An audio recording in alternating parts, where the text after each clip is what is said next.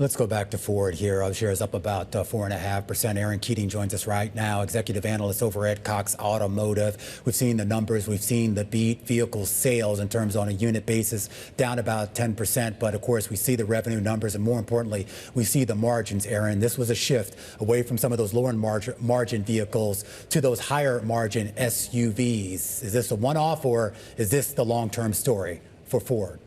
Hi, Romaine. Thanks for having me. Nope, this is the long-term story for the automotive industry, period, in the U.S. We know that we continue to see a shift towards the larger utility vehicles, pickup trucks. Midsize are actually making a really big headway in the market. Midsize SUVs, midsize, even some cars are making some headways here. So mid is what we've been saying, but the full size continue to perform for brands like Ford, absolutely. Give me a sense here on the affordability issue, because it seemed like for a while there was first we had the big push into EVs, and we'll get to that in a second with Ford's pullback, but there was also this idea of maybe trying to offer slightly affordable models to the consumer. Have the auto companies just decided there's no reason to do that? We can continue to charge $60,000, $70,000, $80,000 for an SUV?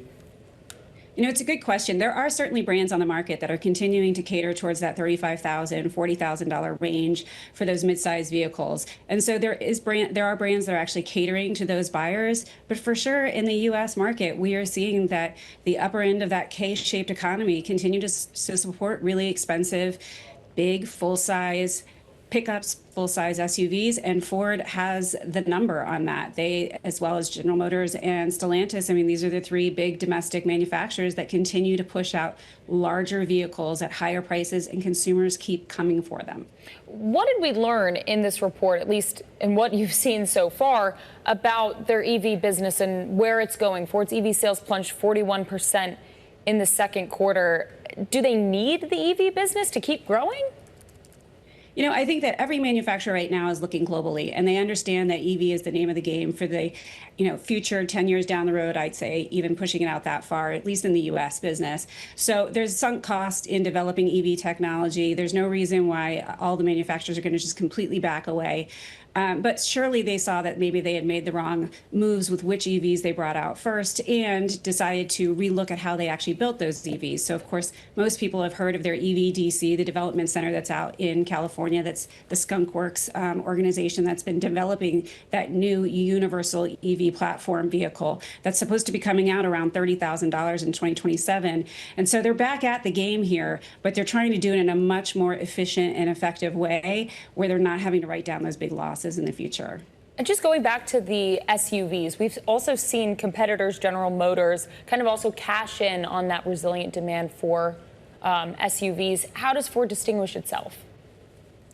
I mean, well, the Ford, they did lose their smallest SUV. They did pull the Escape off the market, which I think is part of what hurt some of their revenue as far as Ford Blue is concerned. But they continue to push out vehicles that have forever had really strong reputations for size, capability, and usability out there in the market. And people continue to come back for more. And especially when you get to those large pickup trucks, that is what they're known for. The F-Series has been the #1 bestseller pickup truck for going on 50 years. It has the reputation to continue to perform, and they really lean into that. And in fact, we know because they rely so heavily on that F-Series and what happened with the production slowdown this year, we could see that ate into the sales there just a bit, but they still were strong against their closest competitors. It's kind of interesting to see this earnings report, particularly coming off last week when we had the GM report, also a great quarter, and also, of course, tethered to this idea of leaning a little bit harder into those higher margin SUVs. We're going to get Stellantis in a couple of days as well, a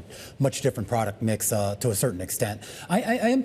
If you could kind of just set the scene here in terms of what type of models people are gravitating to, and I don't just mean SUV versus sedan, but are they favoring certain brands over others, or are consumers just pretty agnostic to the brand? They're just going after, I guess, what fits into their price range and what's on the lot? You know, I think it's actually probably a multi-pointed story, because we do have some price-sensitive shoppers out there. We do know that the new car industry has always tilted towards higher income individuals, but it doesn't mean that we don't have folks that are out there looking at cars, again, for that $35,000 sweet spot. And that usually sits down in that compact SUV, mid-size SUV. We know that Toyota, Honda, with their hybrid offerings, Hyundai, Kia, with their fantastic fit, finish, and offerings that they have, they've really strongly come into this market and competing really well and putting certainly a lot of competition on the domestic manufacturers, as well as the winners in hybrid with Toyota and Honda. So we know that the powertrain has started to matter more, maybe not electric vehicles just yet, but hybrid is truly proving to be a solid bridge to the future from a powertrain perspective. So we know those four brands, along with GM and Ford, are performing really well in the market. And here and there on the outskirts, we're seeing Subaru starting to claim back some sales here. We're seeing Nissan starting to make a little bit more noise in the market, but they're still fighting for share against these, call it big dogs in the market for us US consumers.